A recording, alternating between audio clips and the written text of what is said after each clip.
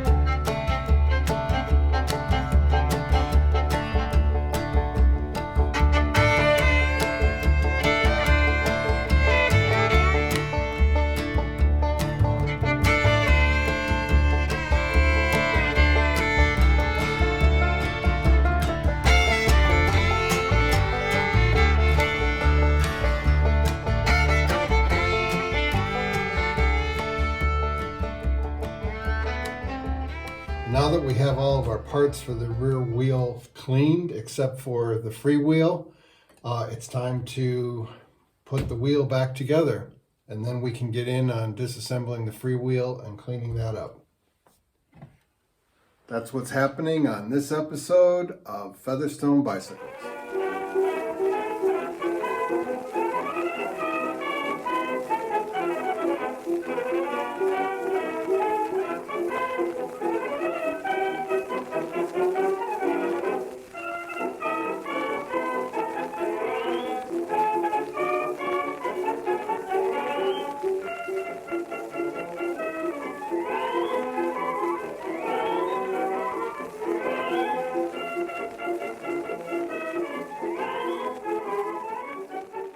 So we'll start by gathering our spokes together, getting our finish line Teflon out, putting a good amount of Teflon on there. Just makes the spoke nipples go on a little bit easier. Might be some old grease and grime and some of those inside of some of those spoke nipples. Again, we start with our valve stem hole at the bottom. Get our hub, pick any hole to line up with that. Count, refer to our drawing, count 1, 2, 3, 4 to the right. And that spoke goes under the hub. So that means it comes in from the top, goes under the hub, and then it goes through the second hole to the right of the valve stem hole. Put a spoke nipple on that. Then our next one is 1, 2, 3, 4, the 3 to the left of our starting hole.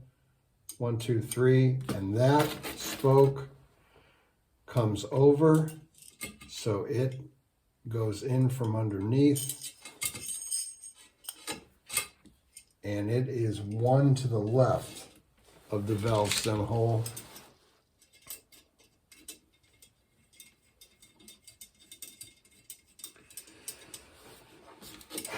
Then the lining up tricky bit is that the hole that is 1 is in between this one and this one on the other side.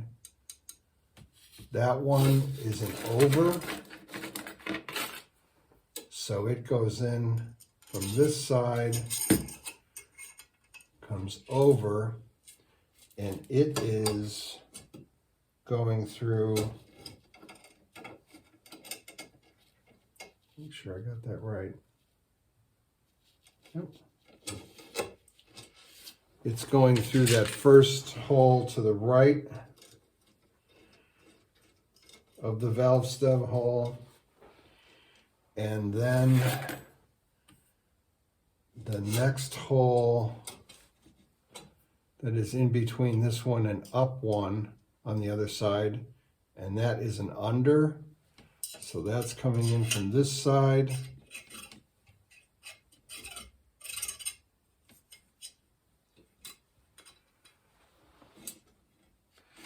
And it goes to the next hole to the left of this one.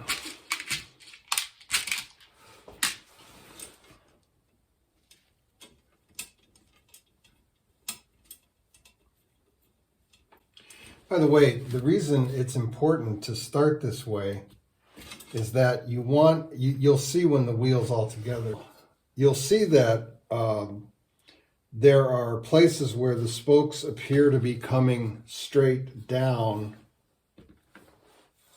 to the rim and places where they're coming in at an angle.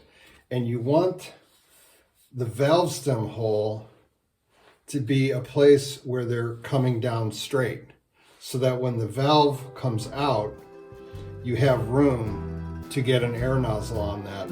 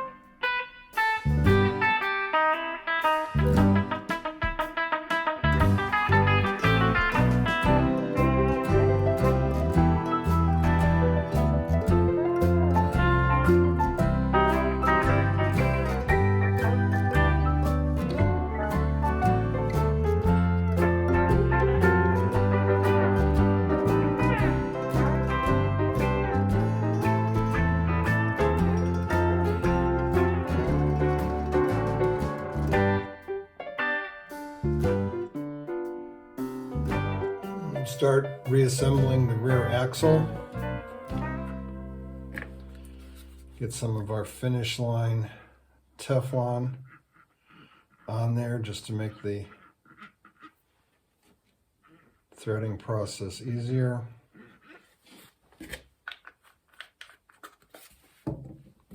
Start with one of the cone nuts.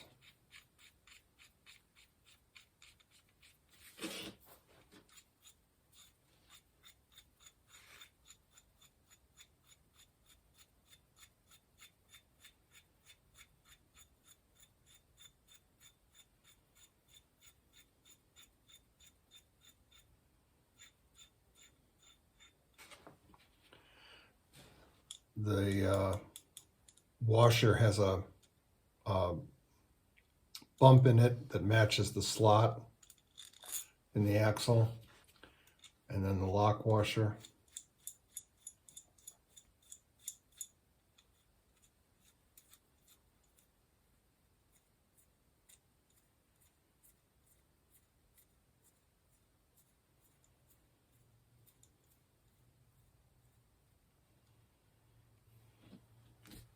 We're going to put some grease in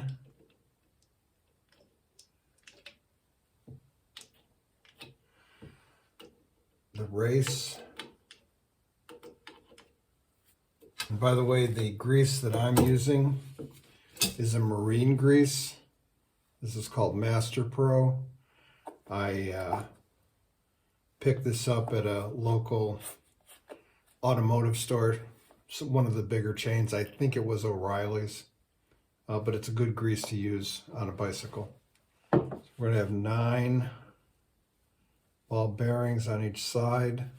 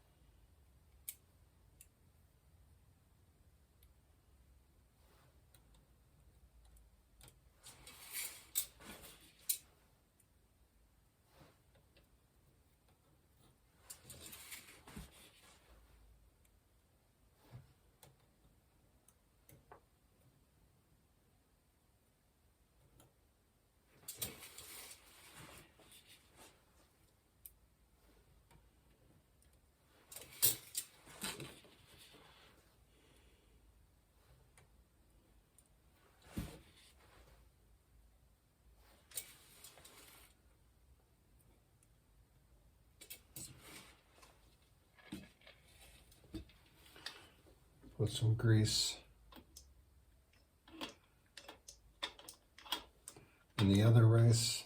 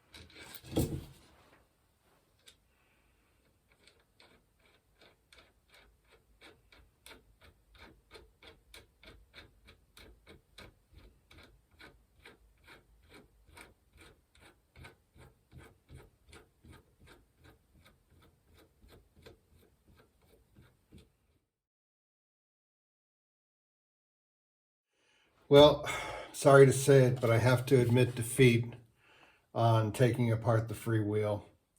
I tried the punch method by hitting putting the punch in the holes of this bearing cone, this outer bearing cone here, which is removed in a clockwise fashion. Actually enlarged the holes, which told me it wasn't going anywhere. I went and borrowed the Park Tool SPA6, which is an adjustable spanner with 2 pins that fit in the holes. That didn't do anything. So since the freewheel is working fine, I'm just going to clean it up. I've got a Park Tool Gear Clean, I think it says GSC1, and it's a little thin brush that you use to get in there and clean all in between the cogs or the sprockets, whatever you want to call them. We'll clean it up nicely, and then we'll move on, because we need to get the rear wheel finished.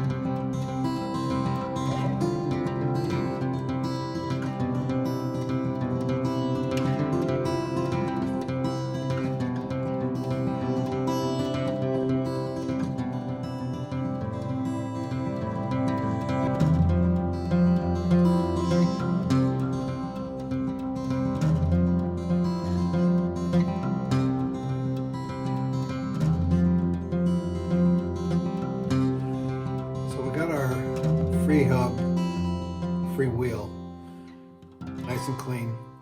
Looks almost as if I did take it apart and rebuild it, so that'll work for us. Now, putting the axle back in the rear hub, and this is a little bit tricky process.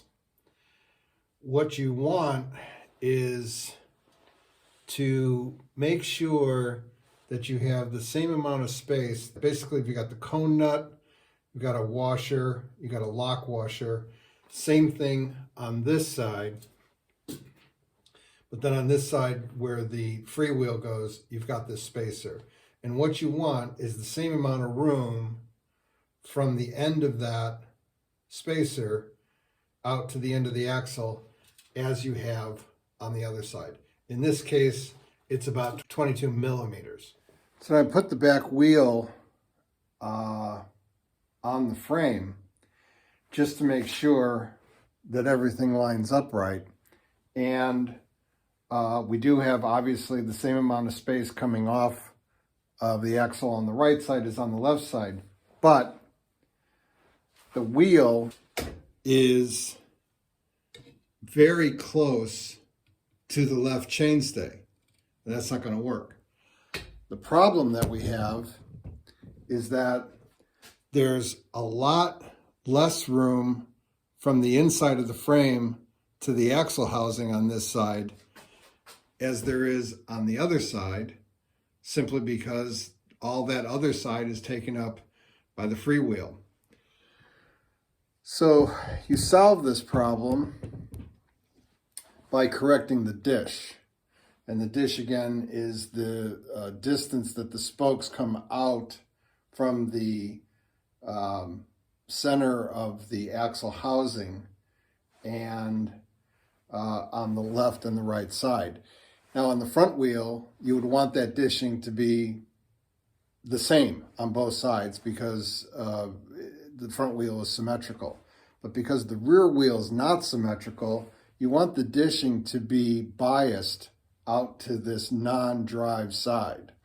And that will move the wheel to the right, and we'll get it in the center of the chainstays. So we've got the wheel on the truing stand, and one of the first things we can see why we have an issue is that the pincher on the left side is just about touching the rim, whereas on the right side, there's a big gap.